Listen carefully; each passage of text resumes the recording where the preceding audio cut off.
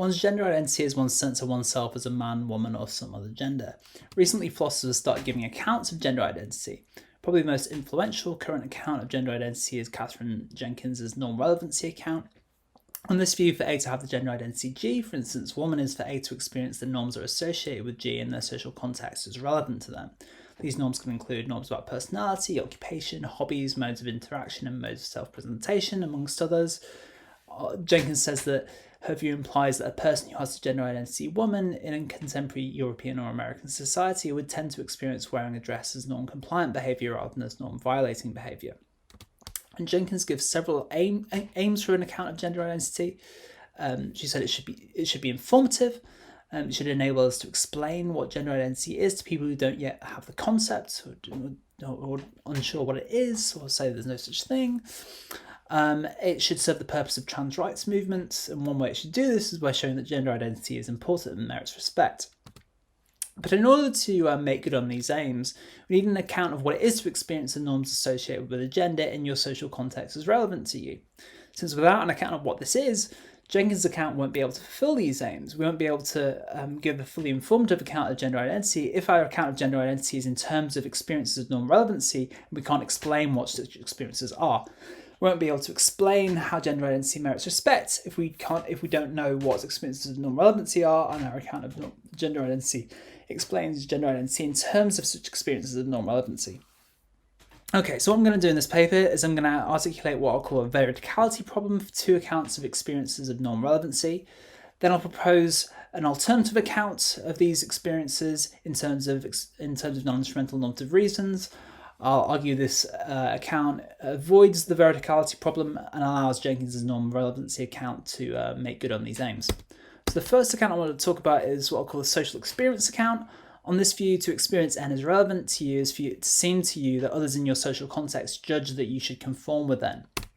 And so if we plug this into Jenkins' norm-relevancy account, we get for A to have the gender identity G is for it to seem to A that others in A's social context do or would judge A as conforming with the norms associated with G as norm-compliant and A is violating these norms as norm-violating. It seems to me that there's a problem with this view. So first see that non-veridical or incorrect experiences do not in general merit respect. So suppose I experience myself to be tall, but I'm not, I'm small. In that case, you don't wrong me or disrespect me if you say that I'm small rather than tall. It doesn't seem that my experience of myself as tall rather than small merits respect. Similarly, suppose that I experience myself as a good person, but that I'm not, I'm a bad person. If you tell me that I'm a bad person rather than a good person, you haven't wronged me or disrespected me. My experience of myself as a good person doesn't seem to merit respect. Now, suppose that Alex has a female gender identity, but Alex was assigned male at birth, and no one in her conservative society thinks of her as a woman in her social context. In this case, Alex's experience of norm-relevancy is going to be non-veridical on this account. It's going to be out of touch with what in fact is true about which norms in fact are relevant to her. In that case, it's not going to merit respect. And so her gender identity, which is understood in terms of norm-relevancy, and her experience of norm-relevancy is a non-veridical experience, so her gender identity is not going to merit respect either. Okay, let's consider another account. This is in terms of internal maps. Jenkins talks about internal maps in one of her papers, so she gives this example to explain what they are. Suppose that a woman, a man, and a non-binary person all work in the same building, and each is given a map of that building and asked to annotate it in ways that indicate how they experience different spaces. The woman's map might have the female toilets marked as a space where she's able to go, and the male toilets marked as a space where she's not able to go. The man's map might be the opposite way around. And if there are no gender-neutral toilets, then the non-binary person's map might have all toilets marked as uncomfortable places fraught with stress and danger. We might hold that to experience N as relevant to you is for N to fit with your internal normative map. We plug that into Jenkins' norm-relevancy account, we get what she already says pretty much in her papers. So she says that for A to have the gender identity G is for A's internal map to be formed to guide someone classed as a member of G through the social or material realities that are in that context characteristic of G's as a class. I think that this view is going to encounter the veridicality problem, just as the social experience account did. So let's take Alex again. She's got a female gender identity, but she was assigned male at birth, and no one else thinks of her as a woman, as her conservative social context. Now, either the social norms of A's society are what makes A's map veridical, or they're not. If they are, then in cases like Alex's, her gender identity won't merit respect. That's because her gender identity consists in a map, and her map is non-veridical. What makes a norm map veridical or not is the judgments of the people in a social context. And Alex's map is out of line with the judgments of people in her social context. So if we take what makes a map veridical or not to be the judgments of others in one's social context, then her map will not be veridical. Okay, so I take it that means we shouldn't take the judgments of other people in our social context as what makes our maps veridical or not. But then we need an account of what makes a map veridical or not. And we don't have one currently. There isn't one in Jenkins' account, so you can understand what I'm doing. One way of understanding what I'm doing in the rest of this paper is giving an account of what would make a map veridical or not. Without an account of what makes a map veridical or not, we can't really fulfill the aims of Jenkins' account. We can't we can't fully explain what gender identity is, because it's understood in terms of experience of norm-relevancy, but in order to understand what an experience fully is, we need to understand what would make that experience veridical, or why it's not the kind of thing that can be veridical or not. And if we can't fully understand what the experience that gender identity gets analysed in terms of is, then we can't explain whether gender identity, we can't argue that gender identity merits respect rather than doesn't, it seems. Just to mention one alternative, you might hold that all normative maps are veridical. There's no possibility of error. That's a possibility I'm going to set aside because Jenkins argues against it and sets it aside too. Okay, so instead I'm going to give a normative experience account of norm relevancy. So on this view, to experience N as relevant to you is for it to seem to you that there are non-instrumental normative reasons for you to live up to N. I'm going to understand non-instrumental normative reasons as just the same as being reasons to do things for their own sake. So take promise keeping. You might think that there are only instrumental reasons to keep your promises in the following way. You might think that the reasons for you to keep your promise are that doing so would avoid punishment from other people, it would get other people to trust you, there are better consequences to you keeping your promises than to not doing, and those are the facts that are your reasons, that should be your reasons to keep promises.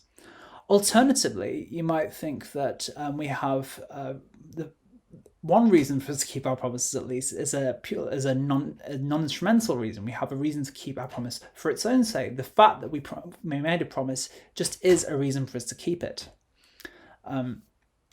Okay. You might hold the same thing about you might hold there are non-instrumental reasons to do other things. For instance, you might think there are non-instrumental reasons to dance or to engage with music or do other things.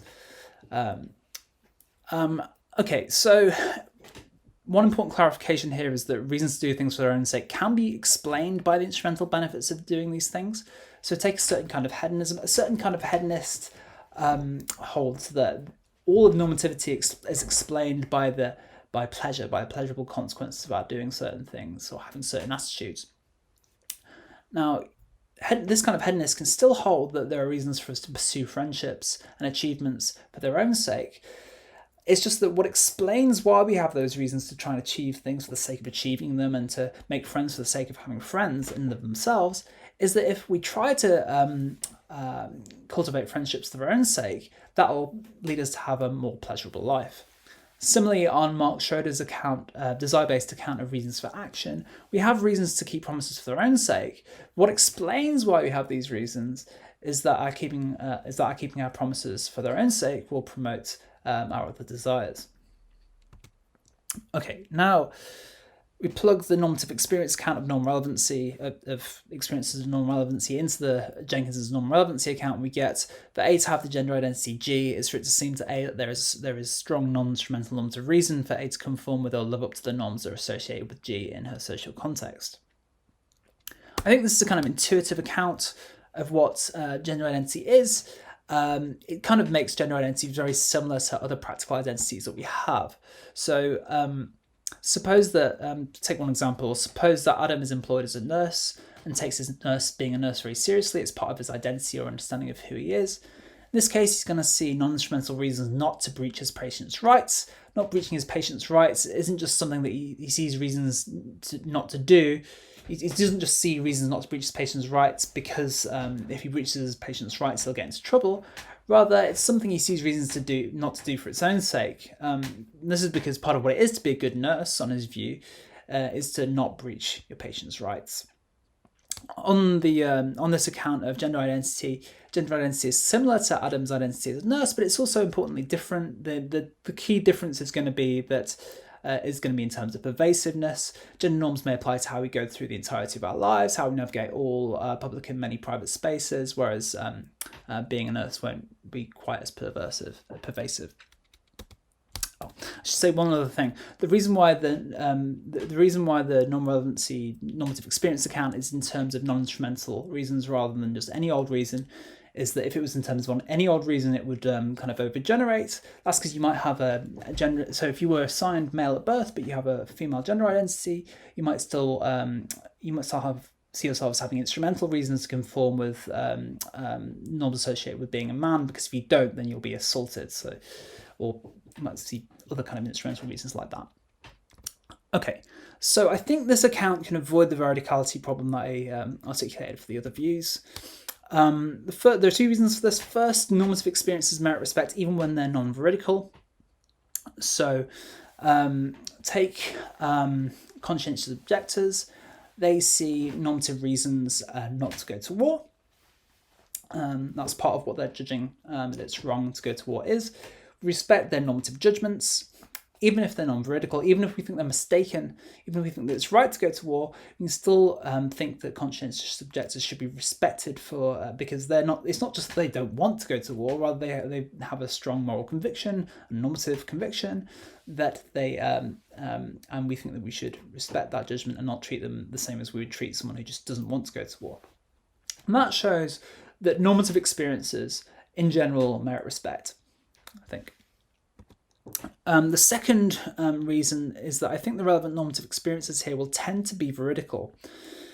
So the reason for this is that the following claim is broadly very plausible. If doing something for its own sake would promote our desires and lead us to gain something valuable, then we have strong reason to do it. This is a claim that the kind of two families of views about normative practical reasons agree on. So the two families, one is value-based account of reasons for action, people like Parfit. Then other people think that other people hold a desire-based account of our reasons for action. People like Schroeder and Williams. Both of those views converge in agreeing that this claim is true. That if something would promote our desires and promote something of value, then we have strong normative reasons to do it. Okay, now I think from this claim we can argue that the relevant normative experiences here will tend to be veridical. I'll make the following very brief argument with this. If we're to some extent motivated to do something, then we desire to do that thing to some extent. That's just what it is to desire something. It's to be to some extent motivated to do that thing, or part of what it is. Now, most of the time, we're to some extent motivated to act in line with our gender identity and gain something valuable, such as a feeling of authenticity, or lose something of disvalue, feeling out of line with how we experience the world, if we act in line with our gender identity. So the idea is that if we understand gender identity in terms of seemings of normative reasons, then we're always motivated to act in line with the normative reasons there seem to be, and we'll generally gain something of value. We'll be acting in line with the thing that we think we should be acting in line with. If this is right, then and if experiences of gender identity are seeming judgments of non-instrumental normative reasons to live up to certain norms, and these experiences will tend to be veridical, or tend to be reasons that there seem to us to be. That our gender identity consists in these seemings. Okay, so that was a 40-minute video that I recorded this talk a couple of weeks ago. I didn't want to try it again because I didn't think I could do all that quite as quickly. So now I want to discuss what I think is the most serious obstacle for the account that I've been proposing. This is that several cis women that I've talked to have gender identity woman and report not seeing reasons to live up to any of the norms associated with being a woman for its own sake in that whole in their social context. So I think the thing to do here is to go pluralist about what experiences of norm relevancy involve. So we hold that there are at least two ways of experiencing a norm to be relevant to you. The first is a normative way. You see, the normative way involves seeing strong non-instrumental reasons to live up to these norms. The second is a non-normative way. So to see you might see the norm as relevant to you in the non-normative sense by seeing the norms as otherwise relevant to you some way, but not seeing non-instrumental reasons to live up to them. So I don't know exactly how to spell out what the non-normative sense is yet, but I'll give some thoughts on how I think we might be able to do this. So one idea would be to take something like Haslinger's account of gender, on which S is a woman, if and only if S is systematically subordinated along some dimension, like economic, political, or some other dimension, and S is marked as a target for this treatment, this subordination, by observed or imagined bodily features presumed to be evidence of a female's biological role in reproduction. And then we might hold that S sees the norms associated with women in her social context as relevant to her, if and only if S believes that the norms associated with the woman in her social context are relevant to her because they're norms that in her society are associated with women in the Haslangerian sense, that is, they're associated with people who are systematically subordinated along some dimension, who are marked for this treatment by observed or imagined bodily features presumed to be evidence of a female's biological role in reproduction, and S is a woman in the Haslangerian sense. We hold something along those lines, and we hold analogous views for other genders. Okay, so is adopting a pluralist view problematic here? I don't think so. There are a few reasons why. So first, I actually think there are good reasons to move to this kind of pluralistic account of what experiences of norm-relevancy are. Regardless of whether we want to accept my account of what certain experiences of norm-relevancy, the normative ones, are. So to see this, suppose that A's society is turned into a worse version of Atwood's Gilead, so all women have handmaid-like roles, no women are respected or allowed to go out, drive, or hold any positions of even moderate power. A might have the gender identity woman and see the norms associated with the gender woman in her society is relevant to her, even in a certain sense, but A might see no non-instrumental reason to live up to the horrific gender norms of this horrible society, because she's extremely critical of these awful norms, and A's internal map might in fact be completely out of line with the norms of this society. So her internal map might well be such that she thinks she sees the driver's seat as somewhere that she's permitted to sit, and boardrooms as places she's permitted to go, but the norms of her society are kind of out of line, say that she's not permitted to do these things, go these places. So her internal normative map might be completely out of line with the norms of this kind of worse than Gilead society. And in that case, if we want to say that you might have the gender identity of a woman in that case, however we spell out the norm-relevancy account, it seems like we're going to need to distinguish a normative and non-normative sense of norm-relevancy. So what we should do in that case is say that A's identity as a woman in this case is due to the non-normative sense of gender identity, not the normative sense. Furthermore, the main thing I've been trying to do in this paper is to explain what it is to have a gender identity out of line with the gender assigned to you to one at birth, and pluralism still allows us to do this just as well. We get unity amongst the types of gender identities via norm-relevancy here. So unity here is a bit like the unity among the varieties of goodness. So there are many different types of goodness, but as long as we can unify judgments and properties, different judgments about goodness and different properties of goodness via some general thing, then we can still say that all these different judgments about goodness are still judgments about one kind of thing. That's what I do in my other work. One worry for pluralism would be if gender identity for most cis people consisted in the non-normative sense rather than the normative sense. I don't see any reason to believe that's the case, but even if it were true, it seems like I've demystified gender identity in the normative sense and shown that it merits respect and concern. And final thing, worry you might have, you might think, well, suppose that you have the gender identity of gender A in the non-normative sense and the gender identity of gender B in the non-normative sense, which takes precedence or priority here. I'm tempted to say, well, whichever feels more relevant to you. So that's one plausible option, I think. Another option would be to say, well, it's the normative sense that takes priority, and to argue for that by thinking about the conscientious objection case. In case of conscientious objection, we might ask which moral judgments seem most relevant to the objector, their own or those of the society, and it seems like the answer is their own. Okay, so hopefully I've given a kind of new version of the norm relevancy account, at least, that solves some problems with previous versions of it, and shows that general identity merits respect and serves the purpose of trans rights movements.